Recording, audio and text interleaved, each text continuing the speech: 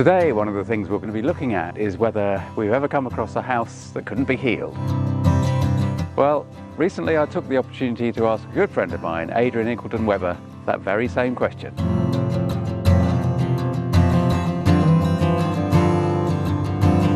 Hello there, my name's Tim Walter. I'm a house healer and an alternative life coach. And today what I want to share with you is the final part of the conversation I had with my good friend Adrian Incledon-Webber. Now, Adrian is the author of Heal Your Home and the co-author of Spirit and Earth. That's the book that I wrote with him. Both of those books are available from Amazon in the UK and the USA. Now, this is more of a chat than it is an interview, but what we talked about was, has he come across houses that can't be healed? How is healing a little bit like self-empowerment? Why perhaps we shouldn't always expect a wow when we get involved with spiritual practices and interacting with the subtle realms. And we'll also talk a little bit more about Spirit and Earth and why we wrote that book. So here we are then, having a chat about, first of all, are there houses that can't be healed? Direct question. Have you ever come across a house that you can't heal?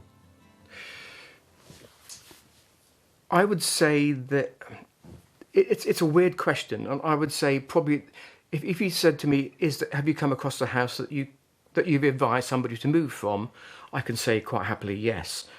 Now, that was all to do with man-made energy. So it was all to do with a telephone mast at the end of a cul-de-sac. And whilst the oak tree was up there shading it from the house, the sun was fine. He could just about get away with the energies being or the radiation being kicked out. But when the council came along and cut the oak tree down, the guy was frying, and the only time he could ever sleep is when the mother would have to take him in the car and drive him outside the village up into the hills, and he could then get 2 or 3 hours sleep in the car. But then he tried to use some of the practical things, but he said, look, it's a bit like living in a prison cage. He said, the bars up at the window, special paint on the walls, and he said, I can't do it anymore. And I said, look, we can't do anything more. You're going to have to move. Mm-hmm. But I think from an emotion, if there's any stuck emotions there, any spirits down there, then I would say no. In 99.9% of the cases, you can do work. No, let's bring that back a bit. Maybe sort of 85% of the cases you can do the work and it's going to be successful. But of course, with that 15%, if people don't want to change, then it doesn't matter how much work you do. Perhaps it's a fad. Our friends of ours have had their house healed. Let's get ours done. But if they don't want to change, that then becomes very difficult. And you then know after several phone calls that what you've put in place is the best that you can possibly do, or the best that you're allowed to do. And then the family have then got to look at it in their own way and say, maybe 6 months, a year's time, that was great then. We haven't changed. We need to do something about it. Yeah, I wonder if out of that 15% or so, whether you would say that you had witnessed some improvement in but not to the level that you were expecting or that they were expecting. They were expecting. Right. People say, was there a placebo effect to our work? And I would say in some cases, yes. But don't forget, a lot of cases we're working for the one person in the family. The rest of the family don't know what's going on. Yeah. So if suddenly the children are sleeping better at night, they're less fractious. Yeah. The domestic disharmony suddenly becomes harmonious. Not quite overnight, but over several weeks. Yeah. The husband's not aware of what you've done. The kids aren't aware. Even the dog or the cat are happy. So maybe to the wife there might be a placebo effect. But I think otherwise, it's difficult because that 15% of people, there will be some changes. And it may be that those changes aren't meant to happen fully for an extra 6, 12 months, 9 months, 10 months, or 2 years down the line. And I do feel that once we've put work in place, it will be work in progress somewhere into the universe. And whether it's the archangels or, the highest of the high, the divine, that actually pushes that little green button to say, right, okay, those people now need to have that work done. I don't know. I've never really thought about it. It's a very difficult one because I think people ask because some people will ask because they just doubt that it's going to have any effect anyway, that they won't believe that what we suggest can happen. And some people will probably ask just genuinely out of interest. I think that we are torn as the people that are trying to achieve change, I think we're torn by our ego, our self-respect, to say, well, we really want this every 100% to work as we want it to work. Yep. But again, we've already said that this is not the modality that we're working in. We're putting a lot upstairs, and cynics would say, well, no, of course you are, because that's what you would say. Sure. But we have to accept that what we're working with is very open to cynicism, and that's fine, because it is unusual. Yep. Otherwise, because we're not yet at the stage where everybody's doing it. Yep. We will be in the future. Yes. But so I think that's very, very good of you to actually to admit to that kind of figure. But then, being a fixer, as I like to think of myself, good point. I want to kind of go in there and get it all done for them. I mean, I don't want to muck around. I just want to get it all sorted so they're going to live a much happier, harmonious life. But I guess it may not always be harmonious, You may be responsible for marriage breakups, because there's always a certain amount of self-empowerment goes on with this, whether it's the wife, the husband, the kids, whatever. Things will start to change.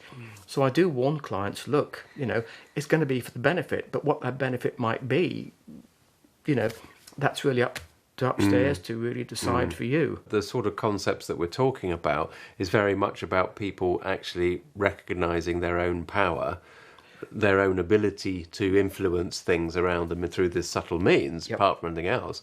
But also even in very fundamental ways of just taking control of and being exercising self-love, isn't it? In that respect of oneself. Yes. And realising that actually a lot of the pain and trauma that you've gone through as a child actually has given, in the most cases, some very warped views of oneself.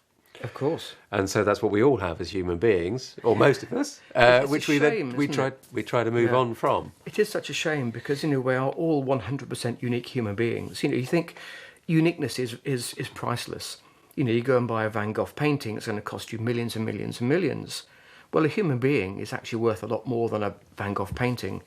But of course, we don't see ourselves painted that way. As an adult, you're basically trying to sort out the issues that you got when you were a child. Yep. And that's all there is to it. Because even if you don't realise that's what you're doing, trying to live a harmonious life. Absolutely. If you're trying to get on with somebody, you have to overcome the issues, the traumas that you've actually been given. Yeah. Well, the Buddhists always say that if you do healing now, it goes back 4 generations. Yeah. Well, that's great, but why can't I do it 4 generations ahead? Maybe Let's come back down to some basics. Tell me a little bit more about the Spirit and Earth book. What's in Spirit and Earth as the book? I think it was just really trying to help people understand in down-to-earth terms our connection not just with Mother Earth, but also with the spirit world, with the universe. Certainly I know when I did my Reiki many, many, many years ago, you were always taught to connect to spirit, but Mother Earth was never brought into it all. Well, hang on, guys. We're living on the Earth. We're living on the planet. We have a job to do whilst we're here. So it's very important to plug into both. So, use the healing energies of Mother Earth and of nature to be able to also combine it with the healing energies of the universe. You came at it a slightly different way to me, which is great because the book gives life a much better balance than if I'd have written it myself or perhaps you'd have written it yourself. But it was a way of introducing people to the angelic realms, the natural realms, the elementals, Paul with his mind mapping that went on, with crystals, meditation, which science has now proved, as you meditate, you start changing your neural networks. Well, we knew that years ago, but of course it's now been proved by science. Science can change its mind, but it's then very difficult for people involved in the healing professions, or whatever we want to call it, to change theirs. Although, having said that, there in sort of shamanic thinking, there is the great thing about a shaman should not only respect the past traditions, but also tread the future path as well. And I mean, it sounds a terribly grand thing to say, but I think it's really important that we do recognise all of the past healing and all of the changing in thinking, and I think that's what the book starts to sort of say, this is all about sacred sites, and it's about the power that can be found at those places. But also, okay, in the modern 21st century, what can you do with it? Well, actually, you can do quite a lot with it, and it's surprisingly easy. Yeah. And that's what we're really saying. It is, and I think we were also trying to combine things like shamanism with modern day healing. Yeah. Because, of course, a lot of Reiki will look at it from Reiki is actually fairly modern compared to, obviously, shamanism, compared to Druidry as well. Absolutely. So, of course, a lot of people who, again, it gets segmented, doesn't it? So people who do Reiki, no, well, couldn't possibly do shamanism. People doing shamanism couldn't possibly look at Buddhism or anything else, because it gets all compartmentalised, which I think is such a shame that we have to do that. And I think what we're trying to do, this sounds incredibly grand to say what we're trying to do is bring it all together so that you don't need that, just that, or just that, or just that. You can combine the whole lot. And that's what I try and do. You know, if I think that perhaps a bit of shamanistic work will help with doing some work on somebody's house, in the garden or in the house, then I use that, whether it's that or universal healing or some other stuff that I've learned through reading books on Druidry. It doesn't matter where it comes from.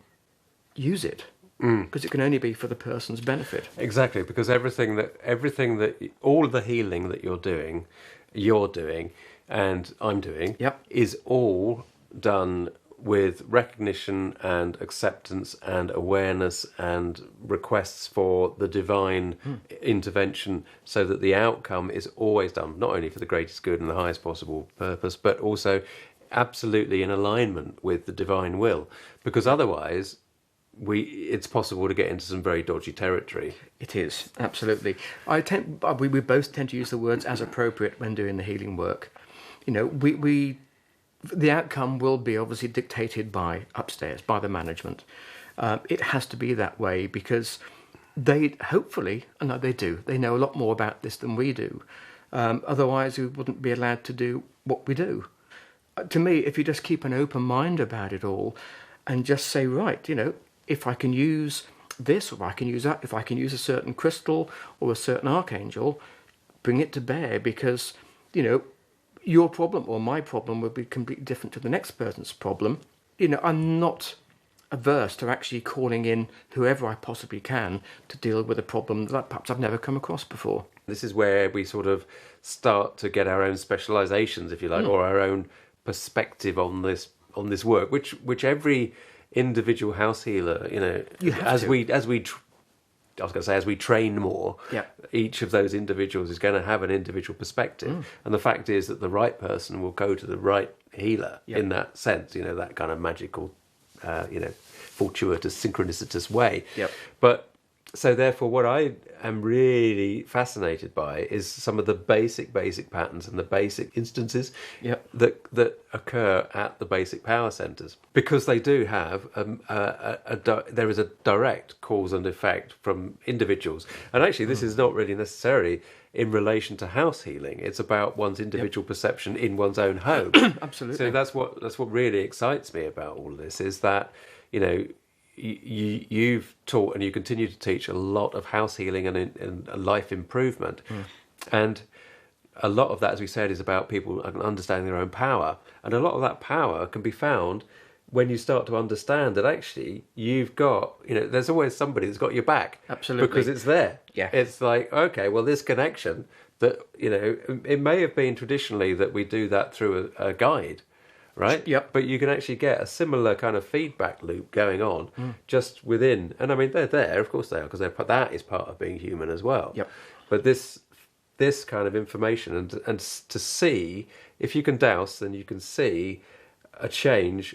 As you change your thinking, you can see a change in the earth energy. Absolutely. And that to me says, right, that's our link here going on. What is going on? Yep. That's really powerful and important. It is, and I think it kind of really boils down to human intent is so amazing. You know, what you can actually do with it, you know, how much you can influence somebody else. In good ways and also bad ways as well. Of course, this is difficult. You know, you have to be so careful with what you're doing. But human intent, you know, like crystals. You know, you put human intent into a crystal, it's a great way to underpin the intent. Yeah. And okay, we're doing this, if you like, 24/7. So I think with the intent that we've got is probably a lot more powerful, and it can actually it's anchored in a much more powerful way than perhaps somebody's doing a normal 9-to-5 job, who will then perhaps get back at night or the next morning wants to send healing to their mum who's not very well. Yeah. That can last for a few moments. Yeah. But if they then sort of programmed a crystal, for instance, and said, right, okay, I'm going to give that to my mum, but that's all the healing work I can possibly send to her in a crystal, that's going to help while she's in a hospital bed or at home. But whereas we could do that quite easily by just sending our thoughts to that person, because it's not that we're sort of any better than anybody else, but in fact we are logging in the mornings, if you like. We're logging into upstairs. You know, we're clicking into Mother Earth. It's that thing about it's the simple thing about the more you do it, the more it develops. Absolutely. So it's like using a muscle in that sense. It's but it's a I don't know, whatever you call that. But for sure, and I've seen it. You know, it's tangible that the more you do the healing work and the more you do any of this subtle energy work, then the more effect it has with less effort. Absolutely. You know, there's less effort involved. Yeah. And that's the same. So for everybody, even in just meditating, as we were saying earlier on, if somebody decides to start meditating and start to pay attention to the law of attraction and all this stuff, and any of these sort of spiritual type activities, then they will notice and they will start to adjust and they will get in the flow of. Yeah, but don't forget they're all going to be expecting that wow. No, but it isn't a wow. I know. It isn't, you know. That's the problem, because as human beings we're always taught a bit like taking a pill. You take a magic pill and everything seems better. Yes. No. But of course, with meditation, it does take time. No, doesn't it takes a heck of a lot of time. Yeah. I mean, you know, you've been doing it for decades. Yeah. I started after you, but you know, it has been a surprisingly long time. People do expect a sudden change, and meditation is one of the hardest things, I think, to actually get into the flow of, get into the rhythm of it. And I think that's why it's important to keep contact with your clients as well, because so you know what they're going through. I know full well what it was like when I was first doing the healing work on myself, and even when I do any healing on a house when I move into it all, I know full well that for a few days I'm going to feel a bit under the weather because things are beginning to change. The energy patterns are changing in not just the house but also with me and with Alison and with the dog. So of course, you know, it's good to be able to put yourself through that every now and then so you can actually know what your clients are experiencing. Because it's very easy to be dismissive and say, yeah, they're going to have flu-like symptoms. They're going to feel pretty awful for a few days. But if you can talk to them and then reassure them that that's all kind of part of what's going on. And don't forget, you called me in to do this work first and foremost. So, you know, you've invited change to happen. And I think the way that upstairs, for what I see, is as you invite change to happen yourself, it's almost like you're calling on the upstairs to help you. We're perhaps the conduit. But, you know, they will help people who start to help themselves. Yeah, absolutely. Very important. Absolutely. Yeah, I